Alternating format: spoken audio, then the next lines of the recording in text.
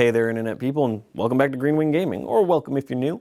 If this is your first time on the channel, this is a Monday upload, and Mondays on this channel, we like to talk about 40K stuff.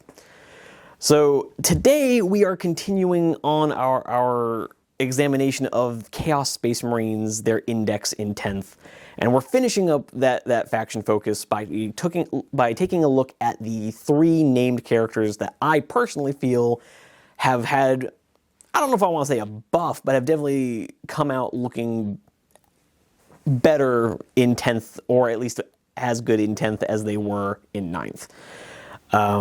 In many ways, as I was looking at these characters, I don't know necessarily how much better they got than their 9th edition data sheets, but they did manage to sidestep a lot of the nerfs.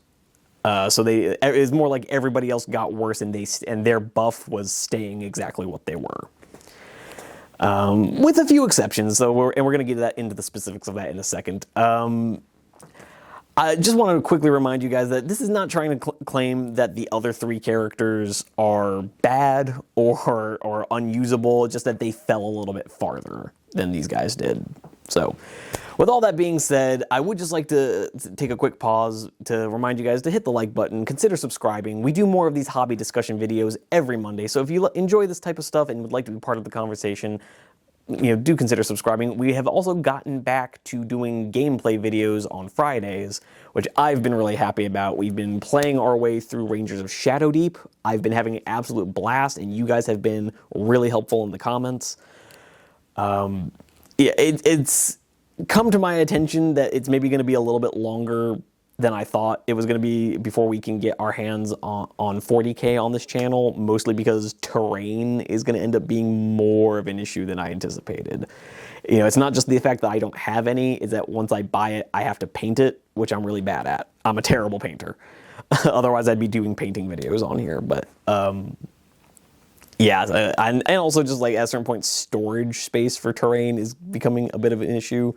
I don't really know where I would put it all. So we're going to have to hold off on 40K for just a little bit. But Rangers of Shadowdeep has been an absolute blast. And I hope you guys will come join me in the Friday videos. But with all of that out of the way, I would just like to also remind you guys to leave a comment. I would love to know what you guys are thinking of these characters, of the other characters we talked about.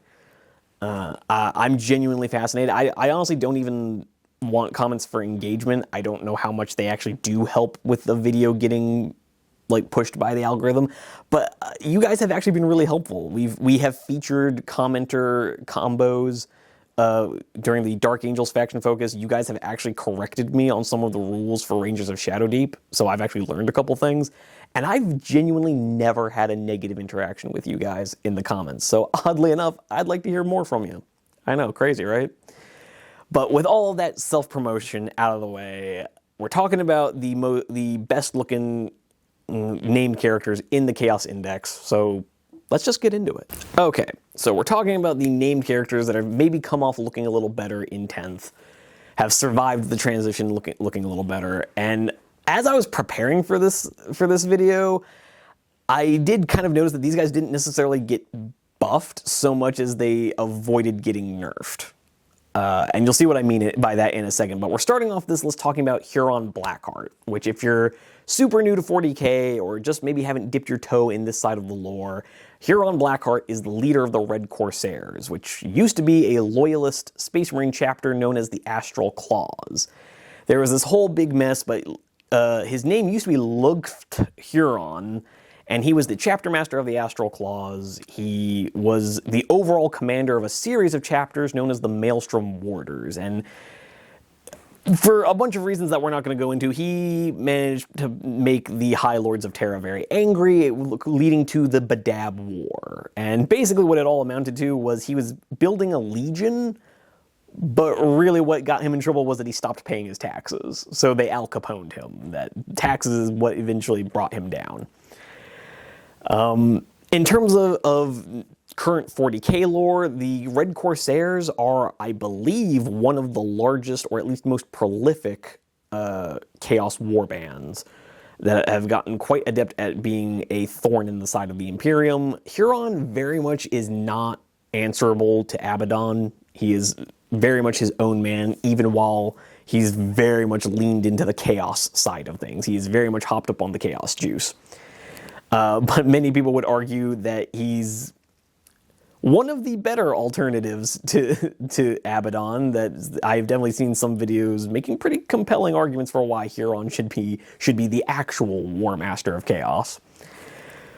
But Huron, in terms of his model, his rules, much like Fabius Bile, he lost his subfaction.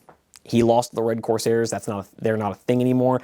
I don't consider that as much of a nerf for Huron because, to be honest, no one was running Red Corsairs. They just weren't that compelling of a subfaction. Whereas Creations of Bile were actually pretty solid. They came about in 8th, stuck around in the Codex in 9th, were actually a fairly interesting army. So that was a big loss for Fabius. We're losing Red Corsairs. Huron still has access to all the things he had access to. There hasn't been a lot lost there. But Huron, in terms of his data sheet, first of all, he has the same basic stat line as every Chaos Lord type character. So I'm going to say it once. It applies to all 3 of the characters we're talking about. Toughness 4, 3 up armor save, 4 up invulnerable, leadership 6, OC of 1. That applies to all of them. He's got 5 wounds and a leadership of 6+. Literally, that's all of them. It's the same stat line for all of them. We're not going over that again. But the thing that makes Huron kind of interesting is where Abaddon was kind of an all-rounder character, very, very good at somewhat good at kind of everything. You know, Cypher was just like this really weird niche fire support character. Fabius literally just buffs the 1 unit, and that's kind of all he does. Huron is more of a utility character. You're not taking him for his weapons, you're not taking him for his stat line, you're probably taking him for the kind of interesting, unique stuff his special rules give him. His shooting, like all character shooting, is not amazing. I defy you to point to a non-sniper character who has actually particularly amazing shooting. Huron's is actually better than most. He's got a strength 6 heavy flamer. 12-inch range, auto hits, d6 shots, AP 1, damage 1, but it's strength 6 instead of strength 5. So he's just got a really good heavy flamer. Which, again, weirdly, you're going to see in a minute why that actually kind of leans into a very specific way you can use Huron to actually make him surprisingly useful. And which is why I think it's a bit more of a glow up, because once in a weird way, stripping away the subfaction restrictions has allowed him to shine. He does come stock with the Mark of Chaos Undivided, so he has to join an undivided unit. That's not so bad. Having a unit that's rerolling 1s when they do a Dark Pact is pretty solid.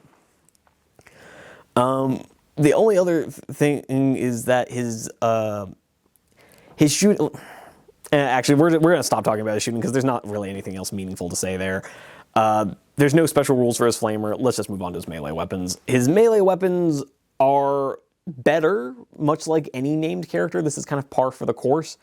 He's got his Exalted Weapon, which if you've looked at his incredibly old model, is very neglected model that is in desperate need of an update. His left hand, he's carrying this weird looking axe. It's got 6 attacks, hits on 2s, AP 2, damage 2. It's a pretty solid marine killer. It doesn't have any special rules. It's just, kind of handy at dealing with elite infantry. His claw, the Tyrant's Claw, which is the name of his kind of weird lightning claw right hand, the same thing that gives him the heavy flamer. In melee, it has 10 attacks hitting on 2s, but those attacks are only strength 4, AP 2, damage 1. So still pretty good AP, but really you're only using these to like clear out lighter infantry. You're maybe using these against like swarms of gaunts or guardsmen, cultists, that kind of thing. You're not really using that against marines. Or maybe if you were fighting like a very small unit of marines, like it's like they're down to 2 models and you just want to finish them off real quick, then maybe. But other than that, I have a hard time seeing that as a viable option. So that's his melee weapons done. They don't have any special rules. You do have to pick one or the other weapon. Neither of them have the extra attacks rule. As far as his abilities go, he has an ability called the Tyrant of Badab, which says that he can grant Any unit he joins, every model in that unit gains +1 to their OC, which includes him. So now all of a sudden you could put him in a squad of like 10 Chaos Legionaries, because he can only join either Legionaries or Chosen. Those are his options. 10th edition is being weirdly restrictive about what characters can join which units. I'm not sure how crazy I am about that, but I don't want to start that debate either. So yeah, he suddenly becomes weirdly useful at like putting him in a brick of like, I would personally go with 10 Legionaries, bump them up from OC2 to OC3. So now you've got this big blob with an total OC of like 32. Just plant them on an objective. They're reasonably durable, particularly if you can be on an objective and in cover. And so now all of a sudden, it's kind of a nightmare to get rid of this unit. His Overwatch, because he's auto-hitting and giving his guys reroll 1s when they make Dark Pacts, so his Overwatch is not terrible. And then you're charging a character who's just good enough at melee in a unit that's reasonably good at melee that all of a sudden, he's giving you dilemmas. He's giving you an issue of, on the one hand, he can run forward and take objectives or stop you from taking objectives.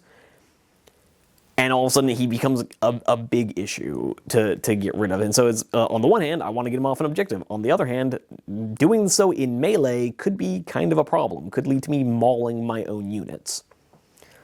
And so, rather than just creating a single problem with a single solution, he gives you a dilemma where no one solution really solves the problem. He's adding a lot of utility to his army in that way.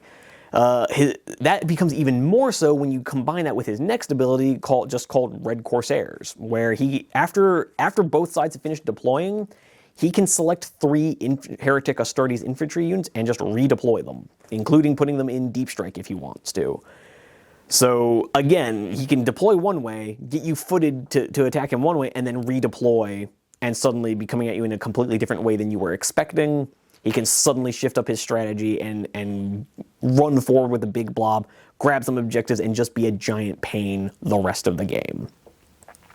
So I think those two abilities combined can make him for a really interesting character in terms of he's not just the generic run forward, kill lots of things. He actually there's a strategic way to use this guy to his fullest effect, which I'm absolutely here for. In terms of his last ability, it's just not like, I think it's Camadria's Knowledge. I've probably pronounced that wrong, but it just says when an enemy finishes moving within 9 inches of his unit, he can move d6 inches once per game.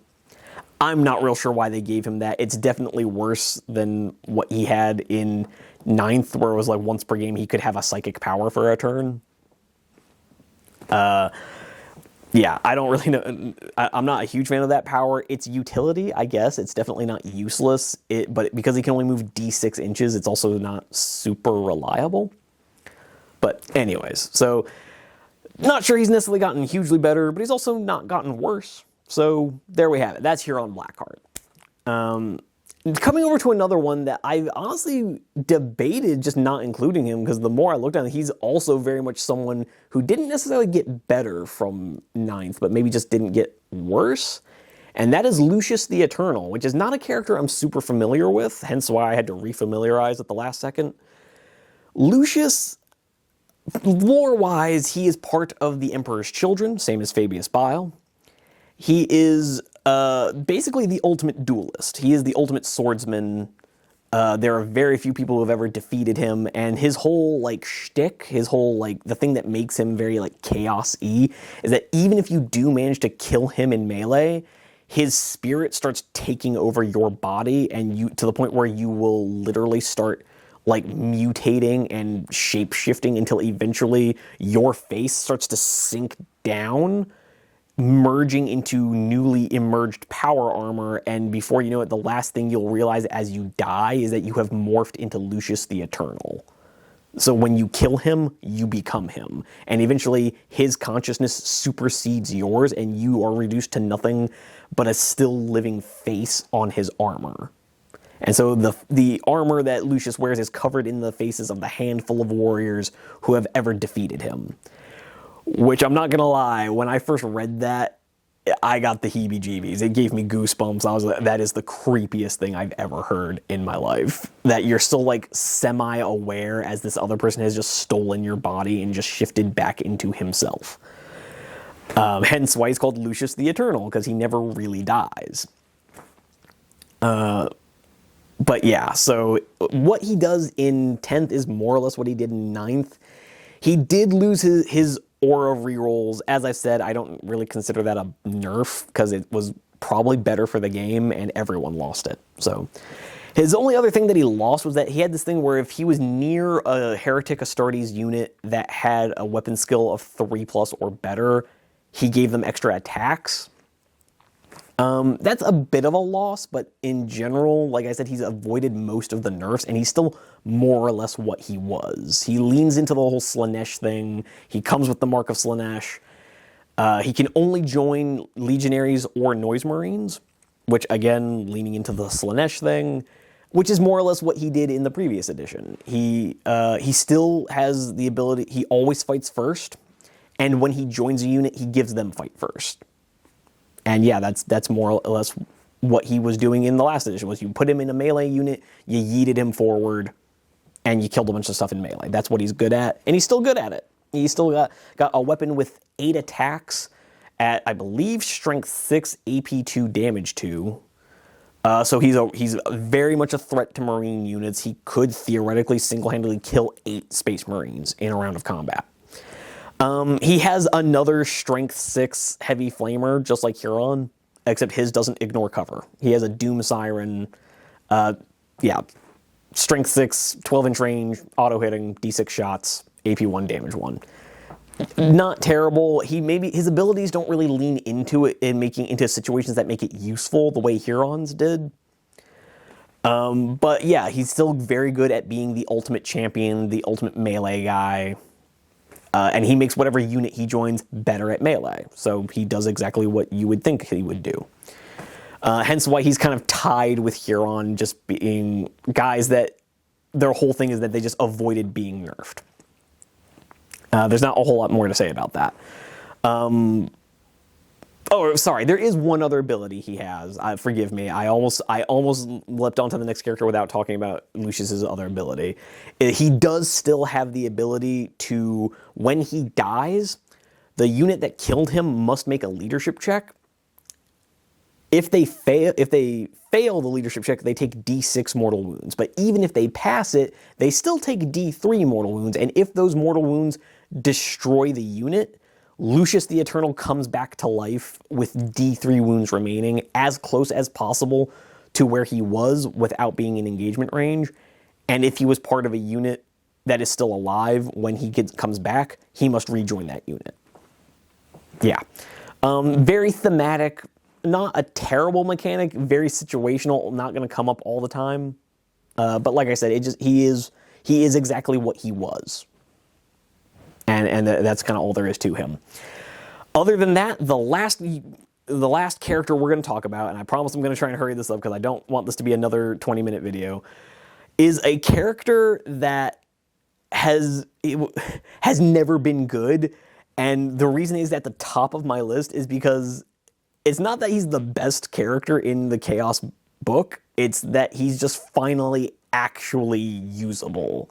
This is the first time he's actually been at all worth taking, and we're talking about Harken Worldclaimer. Harken Worldclaimer came out in 8th edition as his whole thing is that he's like the herald of Abaddon the Despoiler, that when he comes to a world and plants his spear in it, that is the signal that the Despoiler is coming and this world is soon to be claimed for chaos. And when he came out in 8th, a lot of people were very excited about him because he has a super cool model. His sculpt is amazing. His lore is super intimidating. But his stats were garbage. I cannot stress this enough. This man was not worth his points. You would never take him for any reason. You were better off just running a Chaos Lord. He was not worth his points. And so literally just the fact that he is finally actually somewhat good means he goes to the top of the list, because where everyone else either stayed the same or got worse, he got noticeably better. He's the only character who actually got noticeably better. He's still got a 12-inch move because of his jump pack. He's literally the only jump pack character in the CSM book right now, which I'm really annoyed by as a Night Lords player. But he's the only character who can join Raptors. Those are the only units he can join. He can't join Warp Talons for some reason. I don't know what that's about. But the biggest thing is that his spear is one-shot pistol, strength 8, AP 2, or no, AP 3, damage 3. That's it's because that's kind of amazing. The fact that he's strength 8, AP 3, damage 3, he is actually a surprisingly strong character. The fact that he can just rock up to a Blade Guard and I hit you on 2s, I wound you on 2s. If it goes through, you die. That's really tough. It's a really scary gun. It's only got like a 12-inch range and it can only kill one model. So, but it could also be really good at just like wounding a character and kind of prepping it for the melee phase. So there's that. But crucially, his spear actually has a melee profile for a change. In 8th and 9th, it never did. That was one of the things people found so garbage about him, is that his spear only had a shooting profile with no melee profile, which was really weird. But more than that, his melee profile is actually not terrible because they gave it the extra attacks rule. So you can use his super cool, super prominent spear without having to give up his actually good weapon. So the spear only has one attack, but you're not giving up the other attacks to use it. So it's exclusively an improvement, which I think that's great. I think that was brilliant the way Games Workshop finally made his spear useful. And in melee, it's still strength 8, AP 3, damage 3, so not a terrible melee weapon, particularly by 10th edition standards. Then you have his Lightning Claw, which is also not bad. It's another 6 attacks, hitting on 2s at strength 5, AP 2, damage 2. So he's a real good melee killer. He's a really good marine destroyer in melee. Crucially, his special abilities also really do lean into this whole thing of him like joining a brick of 10 raptors and yeeting down the field to just destroy the enemy. He's just a really good melee threat. I would argue more so than even Lucius because of how much he buffs his raptors. The fact that, and he does so purely by virtue of an ability, I believe. No, I forget the name of this one. I was going to say Herald of the Apocalypse. That's his other ability. But he has an ability that says when he completes a charge against an enemy unit, for every enemy unit that is in engagement range of him, you take 1d6 for every model in his unit. Remember, he can join a unit of 10 raptors, and so you roll that many dice, and for every 4+, you cause a mortal wound to the enemy units. So you could, if you charge 3 enemy actually, now that I think about it, this ability might force him to select just one, but still, he could potentially be rolling 11d6 and causing mortal wounds on a 4+. So he can charge in, do just a crap ton of damage, follow that up with a bunch of raptors, dealing 4 attacks per model at AP 1. His own melee is really good, so he's a very potent melee threat, particularly with some of the chaos shenanigans you could potentially pull off to have him like falling back and still able to shoot and charge. So he could very much be a scary, scary character. He could be a huge hassle to deal with, a huge threat. I really love him that he's finally usable. I love that we have this character who's actually really, really solid, a really solid melee threat. And it's finally just good, because his model is so cool. I actually might have to go out and buy his model. I never bought it because it was so garbage. I'm probably going to go out and get it now and run him with my Night Lords, as weird as that is for me. But yeah, so that brings us to the end of talking about... Oh, actually, sorry, there is one more ability he has. Harken Worldclimber also has the ability that any enemy units that are within 6 inches of him must make a Battle Shock check at the end of the phase. Well, that would be better if Battle Shock was actually in any way relevant, but it does mean that he could suddenly stop you from controlling an objective. You know, even if you survive his melee, or If he like kills a unit, piles into another unit, but you're like, oh, well, at least I'm still holding this objective. Potentially not. Suddenly you fail a battle shock check even though you took no damage, and suddenly Harkin has taken an objective from you. So there's a weird amount of utility, a very aggressive melee threat that can combine well with a lot of different strategies. Even if you're running a gunline army, having this big blob of melee threat could be really, really scary and really useful in a variety of situations. So the fact that Harkin has finally just come into a place where I could see a bunch of different ways to use him and be genuinely effective, I absolutely love it. But with all that being said, I have failed in my promise. We are over the 20-minute mark. I do apologize for rambling on. But we have reached the end of the video, and I do appreciate you making it to the end if you have. I understand that I can be a bit long-winded on this stuff, so I do apologize. But I have loved talking about this stuff, and I do hope you'll leave a comment down below. I would love to know if you agree with my assessment of these characters. Do you run them? Have you run them in the past? Please do let me know, because I've never used any of them. I've never used any Chaos-named characters, so by all means, do let me know. I would love to hear from you guys. Another quick reminder to hit the like button and subscribe. This channel could really do with the engagement. But with all that being said, I'd love to see you in the comments down below. I'd love to see you in some of our other videos. But in the meantime, happy wargaming. Onward to glory!